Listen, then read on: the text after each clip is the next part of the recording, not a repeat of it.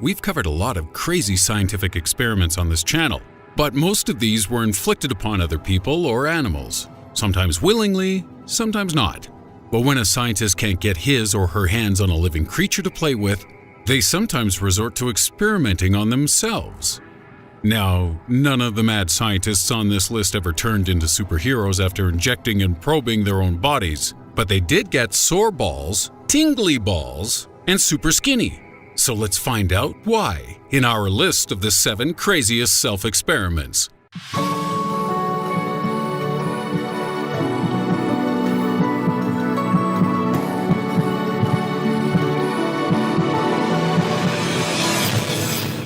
In at number 7, a sexy shock.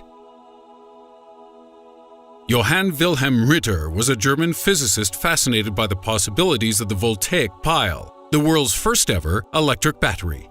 This new technology invented in 1800 led directly to the isolation of 5 new elements and the discovery of the electrolysis of water. But Herr Ritter wasn't interested in this. He just wanted to give it a good old lick and see what happens. The battery produced an acidic flavor when applied to Ritter's tongue, and when shoved up his nose or in his eyes, it made him sneeze and see odd colors. But there's one more place Johann really wanted to put the battery. His penis. Ritter had invented electrosexual stimulation and declared it so much fun, he wanted to marry his battery. Sadly, like all marriages, this one eventually killed him, as repeated electro-experiments on his own body weakened Ritter considerably, leading to his untimely death, aged just 33. 6. The human billy goat.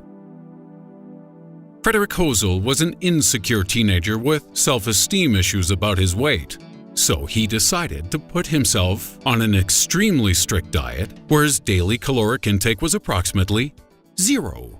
Hosel deliberately ate objects with no calorific content in order to satiate his appetite, and snacked on sawdust, feathers, cork, and even asbestos throughout his teenage years, with his favorite being balls of surgical cotton. Oh, stop, you're making me hungry. He later put his experience to good use as a researcher at the University of Chicago, where he experimented to see how quickly certain objects passed through his system. On any one day, you'd see Frederick Hosel eating glass beads, balls of twine, and scoops of gravel from the ground, just to see how quickly he'd poop them out. Ah well, at least you know he'd never steal your bag lunch from the break room. Hosel lived to see an old age, but with his severely malnourished frame and almost translucent skin, I wouldn't suggest following the Hosel diet anytime soon. Number 5. No pain, no cocaine. When you imagine doctors carrying out experimental research, do you picture them sat in a lab quietly analyzing stacks of data with only the occasional to break the silence? Well, you're imagining it wrong. There's not nearly enough ball kicking and drinking, as the world's first successful experiment into spinal anesthesia will now demonstrate. German surgeon August Baer and his assistant Augustus Hildebrand were testing the administration of cocaine into human spinal cords as a means of providing an alternative to general anesthetics. The first test on Baer didn't go so well, so Hildebrand lay down and had cocaine injected into his spine instead. This time, it was a success, as Hildebrand could neither move nor feel his legs. So August Baer decided to test this by kicking his assistant in the shins, burning him with cigars, tearing out his pubic hairs, and punching him in the nuts. Thankfully, Hildebrand genuinely was numbed from the waist down, and when the experiment was over, the two men celebrated by getting wasted. Those doctors really know how to party, and they also really love testicle tests, as our next entry proves. Number 4. Betty Big Balls. In 1933, London doctors Herbert Woolard and Edward Carmichael wanted to discover whether damage to one area of the body would cause pain to be felt elsewhere. Heart attacks are known to cause arm sensations. Shoulder blade pain can indicate liver trouble, and rapid cooling and rewarming of sinus capillaries transmits pain via the vagus nerve to your head, which is also known as an ice cream headache. But Woolard and Carmichael wanted to test this theory on a more sensitive place, their balls. Neither man would admit who had endured this experiment and who had observed it, but I'm going to plump for Carmichael since he looks kinda kinky. The test involved having increasingly large weights attached to your dangly little baby makers, up to an excruciating 2 pounds. The notes described feelings ranging from slight discomfort in the right groin through to pain of a sickening character. The experiment was a success, if you can call it that, as this pain did indeed spread across the subject's back. And you won't be surprised to learn that Woolard and Carmichael's work is the definitive authority on this subject, because nobody's ever fancied the idea of repeating the test. We'll take your word on this one, guys. In at number 3, the lavatory laboratory. 16th century Italian nobleman Santorio had a rather strange curiosity and also the most unimaginative parents ever. Santorio was intrigued by human physiology, and one day, presumably after taking a particularly hefty dump, he began to wonder about the volume difference between how much we consume and the small amount of waste we expel. So where does the rest go? Are fairies shipping away my turds in my sleep? After all, they collect teeth, so why not? To find out, Santorio built himself a bench dangling from the ceiling that would weigh him, his food, and his waste products. He managed to spend most of his life working, eating, sleeping, and going potty, sat on this bench for the best part of 30 years. And Santonio confirmed that what we ingest weighs more than our waste, leading to the theory that we expel waste from our skin, a groundbreaking discovery, but one with no real application at that point in history. I hope nobody told Santorio he'd spent 30 years playing with his poo for nothing. Number 2. Eggs for dinner.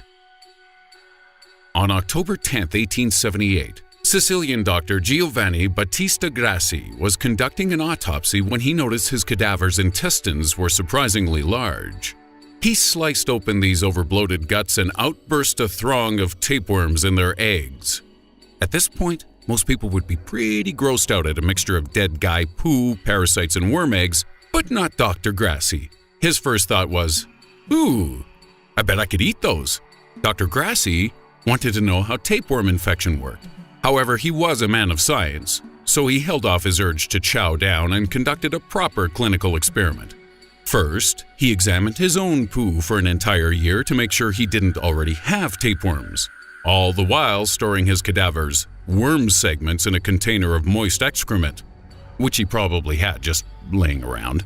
After a year had passed, Dr. Grassi took a spoonful of crap-covered worm segments and snarfed them down. A month later, he noticed fresh segments in his toilet bowl and voila! Dr. Grassi proved tapeworm infection came from contact with human fecal matter. He took some anti-worm medication, patted himself on the back, and promised not to eat anything disgusting for at least 5 minutes. And at number 1, the DIY doctor. If you're a bored chef, you might fix yourself a tasty meal just for the hell of it. Restless mechanics might take a morning to tune up their own car. But what do doctors do with their free time? Well, if you're Dr. Evan O'Neill Kane, you might treat yourself to some impromptu surgery. On February 15, 1921, Dr. Kane was waiting in hospital to have his appendix removed when he suddenly thought, "Hey, I'm a Dr. Science guy. I've got this." Now, if you attempt surgery on yourself, it's likely someone will try to restrain you before you manage to prizz open your own ribs with a butter knife. But as Dr. Kane was chief surgeon at this hospital, they just let him get on with it. After dosing himself with cocaine and adrenaline and taking one last turn at operation to make sure he knew what he was doing, Dr. Kane sliced through his flesh and located his inflamed appendix. So far so good. But then he leaned forward a little too far and his intestines splurged out of his body. No problem, he just popped them back in before removing his appendix and stitching himself back together. The whole operation took less than 30 minutes. And he was back performing surgery on other people in less than 2 weeks.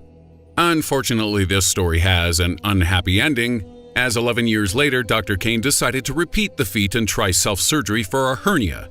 But something went awry, and his botched efforts led to a fatal bout of pneumonia. You win some, you lose some. And that's our list of 7 crazy self-experiments. But if you want to see more crazy people doing weird stuff to themselves, you have 2 options.